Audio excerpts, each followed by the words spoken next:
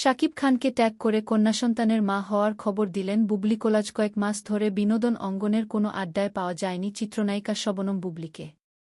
এমনকি সব ধরনের শুটিং থেকে নিজেকে গুটিয়ে নেন। ওই সময় গুঞ্জন ছড়িয়েছিল আবার মা হতে যাচ্ছেন শবনম বুবলি। তবে সংবাদমাধ্যমের সঙ্গে আলাপে বিষয়টি বরাবরই এড়িয়ে গেছেন এই ঢালিউড তারকা। দীর্ঘদিন চুপচাপ থাকার পর শুক্রবার যেন আড়ালে থাকার বিরতি ভাঙলেন। ভক্তদের জানালেন সুখবর। ফেসবুক পোস্টে তিনি জানালেন গত মাসে মা হয়েছেন তিনি। আজ শুক্রবার বিকেলে চিত্রনায়িকা শবনম বুবলি তার ভেরিফায়েড ফেসবুক পেজে সন্তানের মা হওয়ার খবরটি জানান।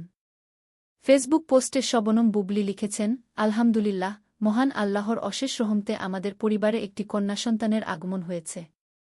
এই আনন্দের মুহূর্তে যারা আমাদের জন্য দোয়া করেছেন এবং শুভকামনা জানিয়েছেন তাদের প্রতি আন্তরিক কৃতজ্ঞতা। আমাদের মেয়ের জন্য সবার দোয়া কামনা করছি। শবনম বুবলি একটি ফটোকার্ড শেয়ার করে কন্যাসন্তানের মা হওয়ার খবরটি জানান। ফটোকার্ডে তিনি লিখেছেন, গত 11 মে তিনি কন্যাসন্তানের জন্ম দেন। মেয়ের নাম রাখা হয়েছে শার্লিন খান। শাকিব খানকে ট্যাগ করে বুবলি তার মা হওয়ার খবরটি ফেসবুক পোস্টে জানিয়েছেন।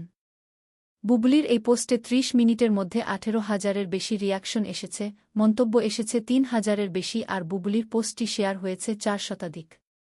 ভক্ত, শুভাকাঙ্ক্ষীরা বুবলির কন্যাসন্তান আগমনের খবরে শুভকামনা জানাচ্ছেন। 2020 সালের 21 মার্চ যুক্তরাষ্ট্রের একটি হাসপাতালে শাকিব, বুবলির সন্তান শেহজাদ খান বীরের জন্ম হয়। 2 বছর পর 2022 সালে সন্তান জন্মের খবরটি একসঙ্গে প্রকাশ্যে আনেন এই দুই তারকা। তবে এবার 1 মাস পূর্ণ হওয়ার আগেই কন্যাসন্তান জন্মের খবরটি প্রকাশ্যে আনলেন বুবলি।